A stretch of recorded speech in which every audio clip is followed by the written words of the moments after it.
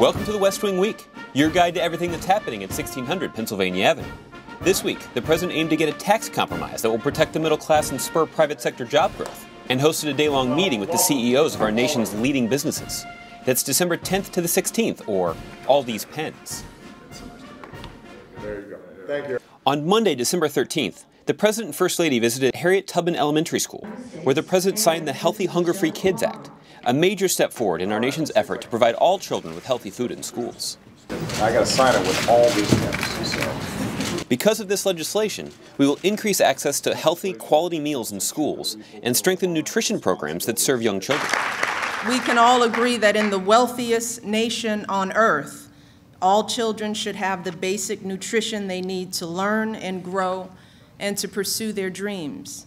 Because in the end, nothing is more important than the health and well-being of our children, nothing.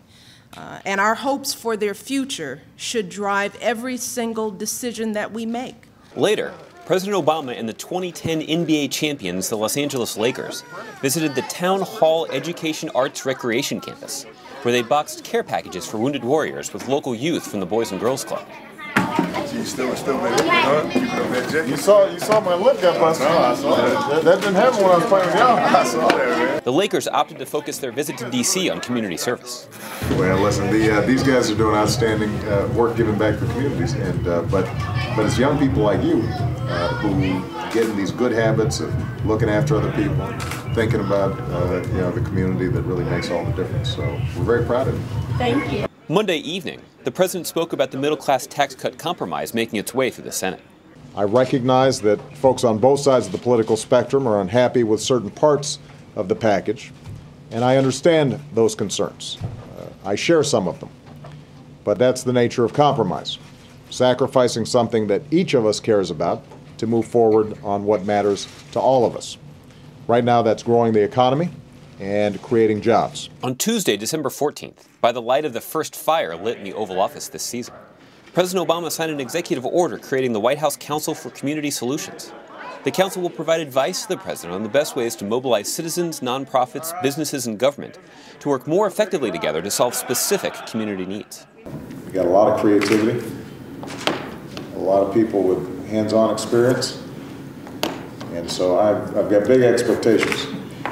Later, the president went to the Situation Room for a monthly meeting on Afghanistan and Pakistan with his national security team, both in D.C. and in the field. This was the first such meeting held since the death of Ambassador Richard Holbrooke, the president's special envoy to the region. On Wednesday, December 15th, President Obama went to the EEOB to make a statement about passing his tax cut compromise that ensures tax relief for the middle class and will help spur the economy.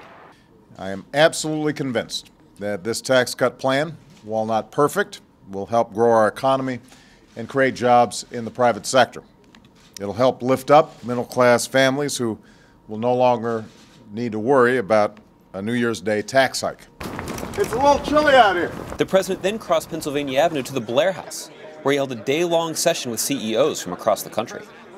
I am looking forward to getting good ideas from them, but I definitely am going to talk to them about how we can get more hiring out there. That evening, the president signed a series of bills into law, including the CALM Act, the SGR bill, and the Dorothy Height bill, named for famed civil rights activist Dr. Dorothy Height.